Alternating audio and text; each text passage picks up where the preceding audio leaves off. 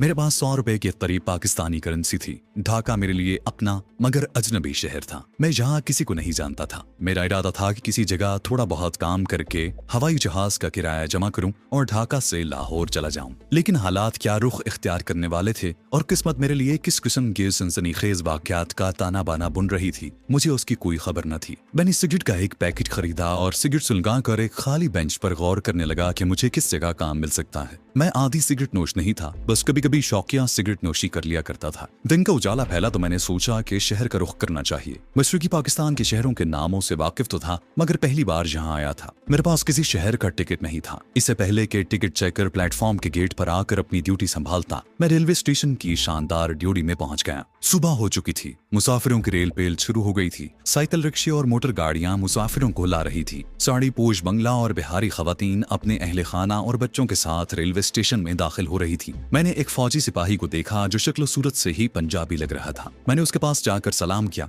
वो मेरी तरफ देखने लगा। मैंने उसे पंजाबी में बताया कि मैं सिलहट की एक टी कंपनी में काम करता था। वहां से जवाब मिल गया है। अब काम की तलाश में ढाका आया हूँ। क्या आप मुझे यहाँ कोई सस्ता सा होटल बता सकते हैं जहाँ मैं कुछ दिन रह सकूं? ये सिपाही 12वीं पंजाब रेजिमेंट का था। बड़ी खुश अखलाकी से बोला, यहाँ कई सस्ते होटल हैं, लेकिन आजकल यहाँ के लोग मजरबी पाकिस्तान वालों और खास तौर पर पंजाबियों के खिलाफ हैं। तुम ऐसा करो कि रिक्शे में बैठकर मोहम्मदपुर चले जाओ। वो पंजाबियों का गढ़ है। वहाँ तुम्हें सस्ता होटल भी मिल जाएगा और मुमकिन है कि कहीं काम भी मिल जाए। मैंने उसका शुक्रिया अदा किया और रिक्शे में बैठकर उसे मोहम्मदपुर चलने को कहा। साइकिल रिक्शे वाला बंगाली था। रिक्शा ढाका शहर की मुख्तलिफ सड़कों से गुजरता हुआ एक कुशादा सड़क पर पहुंचा, जिसकी दोनों तरफ बड़ी बड़ी बिल्डिंगें थी। बीच में सब्जे की एक रविश थी। नारियल और पाम के दरख्त सुबह की खुशगवार हवा में आहिस्ता आहिस्ता झूम रहे थे। ढाका काफी खूबसूरत और बड़ा शहर था। रिक्शा बाएं तरफ घूमकर गवर्नमेंट हाउस के करीब से गुजरा। उस इमारत पर पाकिस्तान का झंडा लहरा रहा था। रिक्शा एक बहुत बड़े गेट में दाखिल हो गया। उस गेट की पेशानी पर उर्दू और बंगला में अयूब गेट लिखा हुआ था। इससे पहले मुझे बाजारों में कहीं कहीं उर्दू के बोर्ड भी नजर आ रहे थे।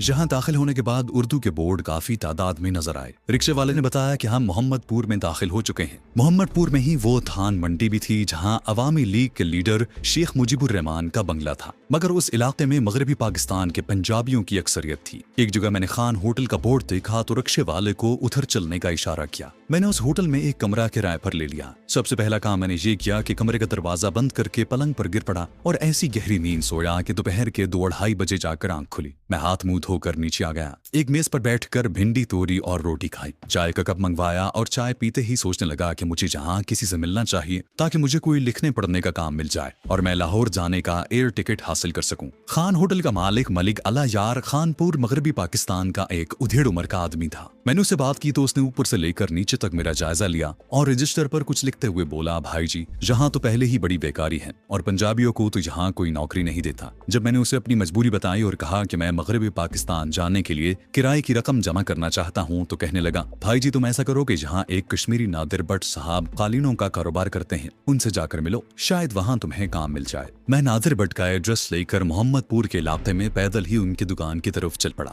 नादिर भट्ट की दुकान 2 मंजिला कोठी नुमा इमारत थी। दुकान निचली मंजिल पर थी। ऊपर उनके बीवी और बच्चे रहते थे। दुकान के बाहर भट्ट कारपेट हाउस का अंग्रेजी में लिखा हुआ बोर्ड लगा हुआ था। दुकान खूबसूरत थी और कालीनों से भरी हुई थी। नादिर भट्ट की उम्र 50 के लगभग थी, मगर गोरा चिट्टा और मजबूत जिस्म का मालिक था। वो दुकान के अंदर काउंटर पर बैठा हिसाब किताब में मसरूफ था कि मैं सलाम करके उनके पास बैठ गया। उनका मुलाजिम एक गैर मुल्की ग्राहक को कालीन खोल खोल कर दिखा रहा था। मैंने अपनी कहानी बयान की कि सिलहट में चाय के एक दफ्तर में मुलाजिम था। लाहौर का रहने वाला हूँ, अब बेकार हूँ और काम चाहता हूँ ताकि कुछ रकम जोड़कर वापस लाहौर जा सकूं। भट्ट साहब मुझे गौर से देख रहे थे। थोड़ी देर मुझसे पूछगिछ की। मेरे लाहौर वाले घर और रिश्तेदारों के बारे में पूछा। तालीमी काबिलियत मालूम की। जब मैंने बताया कि मैं भी लाहौर की एक कश्मीरी फैमिली से ताल्लुक रखता हूँ तो उन्होंने मुझे अपनी दुकान पर बहैसियत मुंशी मुलाजिम रख लिया। तनख्वाह अगरचे बहुत कम थी, लेकिन मुझे एक सहारे की जरूरत थी और वो मुझे मिल गया था। मेरी रिहाइश होटल में ही रही। दिन को भट्ट साहब की दुकान पर काम करता और रात को खान होटल में जाकर सो जाता। शहर में कशीदगी बढ़ती जा रही थी। अवामी लीग के हामी लंबे चौड़े जुलूस निकालते। उनका मुतालबा था कि यह हुकूमत असम्बली का इजलास तलब करे। मगरबी पाकिस्तान में भुट्टो ने इधर हम उधर तुम का नारा लगा दिया था। फरवरी में हालात ज्यादा खराब हो गए। ढाका में बंगाली अक्सरियत वाले इलाकों से पंजाबी और बिहारी मीरपुर और मोहम्मदपुर मोहम्मदपुर की बस्तियों में मुंतकिल होने लगे। बंगाली जुलूस की शक्ल में मगरबी पाकिस्तान की हुकूमत के खिलाफ नारे लगाते। मोहम्मदपुर की बस्ती से गुजरते हुए शेख मुजीबुर रहमान की धान मंडी वाली कोठी की तरफ जाते। उनके तेवर बता रहे थे कि कोई बहुत बड़ा तूफान सर उठाने वाला है। भाषानी ग्रुप भी मगरबी पाकिस्तान से छुटकारा हासिल करने के लिए अवामी लीग के मुजाहिरों में शरीक हो गया था। मैं सोचने लगा कि ढाका से चिटागोंग जाकर बहरी जहाज पकड़ लूं और कराची रवाना हो जाऊं। मैंने इस मकसद के लिए मजीद रकम बचानी शुरू कर दी, लेकिन बदकिस्मती से मार्च में हालात ने तबाहकुन सूरत इख्तियार कर ली। 1 मार्च को याहिया खान ने ऐलान कर दिया कि असेंबली का इजलास नहीं बुलाया जाएगा। उस वक्त तक मुक्ति बाहिनी, तलबा और भारतीय फौज के सिपाहियों ने बंगाली शहरियों के भेस में आबादियों में जगह जगह अपने खुफिया अड्डे और मोर्चे कायम कर लिए थे। याहिया हुकूमत के इस ऐलान के बाद कि असेंबली का इजलास नहीं बुलाया जाएगा, ढाका शहर में लूटमार और आतिशजनी की वारदातें शुरू हो गईं।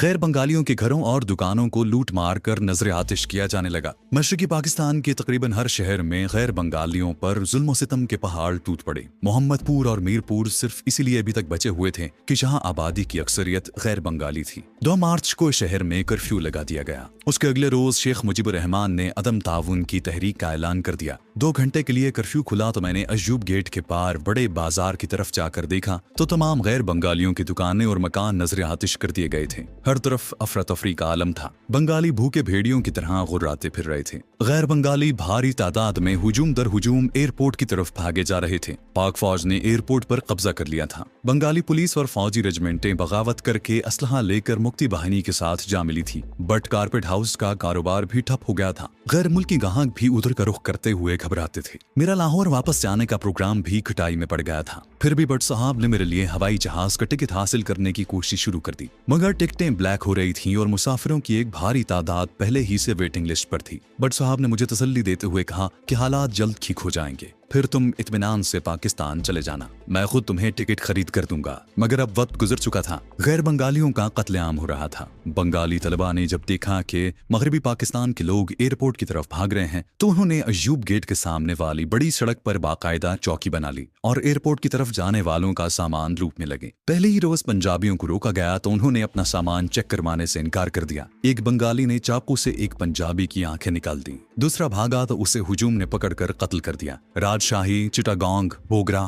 रंगपुर, सिलहट और दूसरे अहम शहरों से भी इसी किस्म की भयानक खबरें आ रही थी। मुजीब ने ऐलान कर दिया था कि कोई सरकारी मुलाजिम काम पर न जाए। उसी दिन से मगरबी पाकिस्तान की तरफ जहाजों की परवाज भी बंद हो गई। कर्फ्यू पर कर्फ्यू लगने लगे। हम मोहम्मदपुर में बंद होकर रह गए। कर्फ्यू खुलता तब भी शहर के किसी दूसरे इलाके में जाने की हिम्मत न पड़ती। हर तरफ लूटमार, आतिशज़दगी, अगवा और कत्ल गारतगरी का बाजार गर्म था। लाकानूनियत का जी आलम था कि मुश्तइल बंगालियों ने मगरबी पाकिस्तान के फौजियों पर हमले शुरू कर दिए थे, जबकि फौज अभी तक कमाल ज़ब्त तहम्मुल से काम ले रही थी। दरअसल फौज याहिया हुकूमत की तरफ देख रही थी कि शायद वो इस तबाही का कोई सियासी हल निकाले, मगर याहिया अपने ही हाल में मगन हालात की संगीनी से बेखबर पड़ा था। कोई मगरबी पाकिस्तानी बैंक से रुपया नहीं निकाल सकता था। उनका सरमाया मुंजमद कर दिया गया था। शेख मुजीब ने बांग्लादेश का परचम लहराकर मशरकी पाकिस्तान को मगरबी पाकिस्तान से अलग करके एक अलहदा बंगला मुल्क बनाने का ऐलान कर दिया था। चारों तरफ आग ही आग भड़क रही थी। नफरत की आग, बहीमत की आग और दरिंदगी की आग। मुझे बार बार ख्याल आता कि मैं यहाँ आकर किस मुसीबत में फंस गया हूँ। इससे तो बेहतर था कि मैं किसी न किसी तरह मशरकी पंजाब की जानिब से सरहद पार करने की कोशिश करता, जबकि मैं हजारों मील दूर वहशी दरिंदों के दरमियान एक पिंजरे में कैद होकर रह गया था। मोहम्मदपुर के गैर बंगाली अपनी जाने बचाने के लिए रातों को पहरा देते, जहाँ बंगालियों की तादाद बहुत कम थी, इसलिए ये और मीरपुर की बस्ती अभी तक महफूज थी। एक दिन कर्फ्यू खुला तो मैं बंगाली लिबास पहनकर बट साहब को बताए बगैर रिक्शे में सवार हुआ और एयरपोर्ट पहुंच गया। चूंकि मेरे पास कोई सामान नहीं था और लिबास बंगालियों जैसा था, इसलिए चेक पोस्ट पर मुझे किसी ने न पूछा। लेकिन बाद में एहसास हुआ कि मैंने बहुत बड़ा खतरा मोल लिया था, क्योंकि मेरा रंग गैर बंगाली होने की गमाजी कर रहा था। एयरपोर्ट पहुंचा तो 1947 के महाजरीन की जो तस्वीरें अखबार में देखी थीं वो याद आ गईं। पंजाबी, बिहारी और पठान कुंबे हुजूम की शक्ल में वहां पड़े हुए थे। उस सारे इलाके को पाक फौज के जवानों ने अपने कब्जे में लेकर यहाँ मोर्चे बना रखे थे, जिसकी वजह से इन कुंबों की जानें बची हुई थी। यहाँ से ढाका छावनी का इलाका शुरू होता था। सड़क पर एक रुकावट खड़ी थी। जो कार वगैरह छावनी में दाखिल होती उसकी तलाशी ली जाती और उसके बोनट पर से स्याह झंडा उतरवा लिया जाता।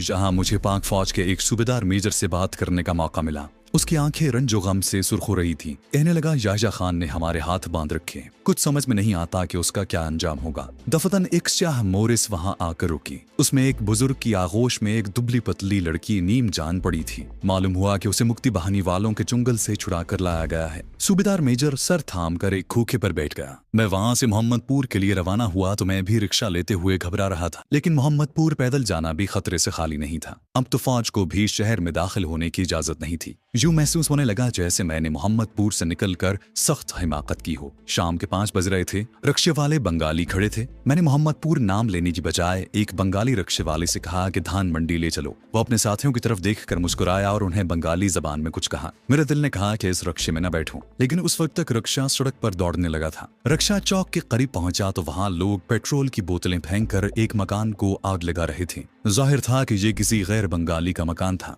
रिक्शाबान ने कहा कि बाबू इधर गड़बड़ है, दूसरी सड़क से चलेगा। वो रिक्शे को मोड़कर एक बगली सड़क पर आ गया। मैं उसे भला कैसे मना करता। चौक में बंगाली गुंडे आग और खून का खेल खेल रहे थे। उस तरफ जाना मौत के मुंह में जाने के बराबर था। अगरचे मेरा लिबास बंगालियों जैसा था, मगर शक्ल सूरत और वज़ाक़ता से मैं साफ पंजाबी लगता था। फिर मुझे बंगाली भी नहीं आती थी। चुनाचे मैंने रिक्शे वाले को कुछ भी न कहा, लेकिन दिल में डर गया कि जो रिक्शे वाला भी बंगाली है और उसने अपने साथियों से कोई बात भी की थी। कमबख्त कहीं मुक्ति बाहिनी गिरोह के हवाले न कर दे। रिक्शा 2-3 ज़ैली सड़कों से गुजर कर एक ऐसी सड़क पर आ गया जो उससे पहले मैंने नहीं देखी थी, जहां एक तरफ पानी की बड़ी टैंकी थी। मैंने रिक्शे वाले से कहा कि वो किस तरफ आ गया है। उसने टूटी फूटी उर्दू में कहा, बाबू उधर खतरा है, तुम फिक्र न करो, हम तुम्हें घर पहुंचा देगा। बंगाली नौजवानों की एक टोली फुटपाथ पर लाठियां उठाए खड़ी थी। मेरा रिक्शा उनके करीब से गुजरा तो उन्होंने मुझे खा जाने वाली नजरों से देखा। मैं रिक्शे में सिमट कर बैठ गया। रिक्शा उनसे थोड़ी दूर ही गया होगा कि एक धमाका हुआ और रिक्शा उछल पड़ा। मेरे पीछे बारूद का धुआं ही धुआं फैल गया था। रिक्शा ड्राइवर ने रिक्शे को गिरते गिरते संभाल लिया और चीख कर बोला, बाबू बम मारा है, और उसके साथ उसने रिक्शे को सारा जोर लगाकर चलाना शुरू कर दिया। मेरा दिल जोर जोर से धड़क रहा था। मैंने दुश्मन के मोर्चों में घुसकर उनकी बड़ी बड़ी तोपें बमों से उड़ा दी थी, मगर इतनी घबराहट उस वक्त भी नहीं हुई थी। एक अजीब सूरत हाल थी। मौत मुझसे आंख मचोली खेल रही थी। बंगाली रिक्शा ड्राइवर रिक्शे को तूफानी रफ्तार से चलाते हुए खुदा जाने किधर किधर घुमाता हुआ कहां से कहां जा निकला था। ऊपर से शाम हो रही थी। मुझे फिक्र लाहक हो गई कि खुदा जाने जिंदा मोहम्मदपुर पहुंच भी सकूंगा या नहीं। मैंने रिक्शे वाले से कहा कि वो मुझे कहां ले आया है। हम एक ऐसी छोटी सी नीम पुख्ता सड़क पर खड़े थे जिसके एक जानिब गंदा नाला था और दूसरी तरफ पुरानी वजह के मकान बने हुए थे। ये सारी बंगला आबादी थी। रिक्शे वाले ने कहा, बाबू मैं मुसलमान हूँ, जानता हूँ तुम भी मुसलमान हो और पंजाबी हो, तुम कालीन वालों के यहाँ काम करते हो। मेरे बदन में खौफ की लहर सी दौड़ गई। खुदा जाने ये बंगाली रिक्शा ड्राइवर घेर कर मुझे किस दुश्मन इलाके में ले आया था, लेकिन उसकी बातों से मुझे कुछ हौसला हो गया था। उसने रिक्शा आगे बढ़ा दिया। हम गंदे नाले के साथ साथ जा रहे थे। आगे पुल आ गया। अभी हमारा रिक्शा पुल से कुछ फासले पर था कि पुल पर धमाका हुआ। बंगाली रिक्शे वाले ने रिक्शा रोक लिया और नीचे उतर गया। पुल पर मैंने आदमियों का एक हुजूम देखा जो एक औरत और एक आदमी को पकड़कर घसीटते हुए ला रहे थे। मेरे देखते ही देखते उन्होंने दोनों की गर्दनें काट कर लाशें गंदे नाले में फेंक दी। रिक्शा ड्राइवर ने तेजी से रिक्शे को पीछे मोड़ा और जल्दी जल्दी पांव मारता हुआ उस कच्ची सड़क पर आ गया जहां पुरानी तर्ज के मकान थे और बंगाली बच्चे बाहर खेल रहे थे। वो कांपती हुई आवाज में बोला, बाबू ये मुक्ति बहानी वाले हैं। साइकिल रिक्शा नीम पुख्ता सड़क पर हिचकोले खाता तेजी से मकानों की कतार के पीछे मुड़ गया। फिर एक बोसीदा बिल्डिंग के अहाते में दाखिल हो गया। रिक्शा ड्राइवर ने मुझे उतरने को कहा। मैं उसके रहमो करम पर था। उसकी बात मानने के सिवा कुछ नहीं कर सकता था। वो मुझे मुक्ति बहानी वालों का साथी लगने लगा था। मैंने उसे उर्दू में सिर्फ इतना पूछा कि वो मुझे कहाँ ले आया है। बंगाली रिक्शा ड्राइवर ने कोई जवाब न दिया और अपने पीछे आने का इशारा किया। अहाते में एक तारीख जीना ऊपर को जाता था। बाबू अभी खतरा है, ऊपर आ जाओ। मेरे लिए तो ऊपर भी खतरा था, लेकिन धड़कते हुए दिल के साथ जीना चढ़ने लगा। एक दुबली सी सफेद साड़ी पोश औरत मुझे देखते ही एक तरफ हटकर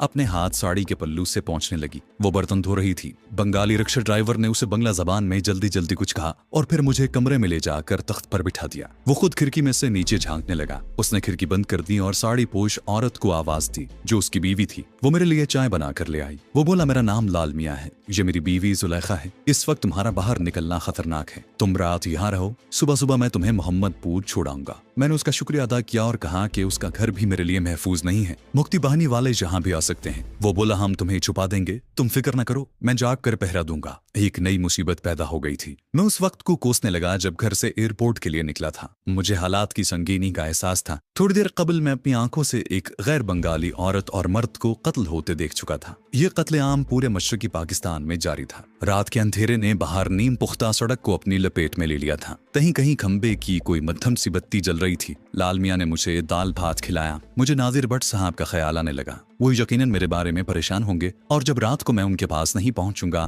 तो वो यही समझेंगे कि मेरे साथ कोई हादसा हो गया है। लाल मियाँ बाहर दालान में चूल्हे के पास बैठा अपनी बीवी से चाय बनवा रहा था कि अचानक नीचे शोर हुआ। लाल मियाँ लपक कर मेरे कमरे में आया। उसने खिड़की खोलकर नीचे देखा। किसी ने नीचे से आवाज दी। लाल मियाँ ने ऊपर से जवाब दिया। बातें बंगला जबान में हो रही थी जो मेरी समझ से बाहर थी। उसने जल्दी से खिड़की बंद की और बोला, वो मोहल्ले के आदमी हैं। वो इलाके में गैर बंगालियों को कत्ल करना और उनके मकान लूटने के लिए मुझे साथ ले जाने आए हैं। तुम घबराना नहीं, बाबू मेरी जुलेखा पहरा देगी, इधर कोई नहीं आएगा। ये कहकर वो तेजी से सीढ़ियां उतर गया। शायद वो गुंडों को हर मुमकिन जल्दी से अपने मकान से आगे ले जाना चाहता था। मैं कमरे में खामोश बैठा रहा। जुलेखा ने मुझे चाय ला कर दी और टूटी फूटी उर्दू में मुझे हौसला दिया और कमरे का दरवाजा बाहर से बंद करके ताला लगा दिया। मकान के नीचे गुंडों का शोर आगे निकल गया था। फिर खामोशी गहरी होती गई। 1 घंटे बाद कर्फ्यू का सायरन बज उठा। शहर में कर्फ्यू लग गया था, लेकिन अजीब बात यह थी कि कर्फ्यू लगने के बावजूद फौज गश्त नहीं करती थी। फौज को तो शहर में दाखिल होने की इजाजत ही नहीं थी। पाक फौज सिर्फ छावनी के इलाके तक ही महदूद थी। चुनाचे कर्फ्यू के बाद गुंडा अनासिर मुक्ति बाहिनी के साथ मिलकर गैर बंगालियों के बचे कुचे घरों पर धावा बोल देते। मर्दों को वहीं कत्ल कर देते, औरतों को अगवा करके ले जाते और मकान लूट कर उन्हें आग लगा देते। ये लाकानूनियत और बर्बरियत खुले बंदो हो रही थी।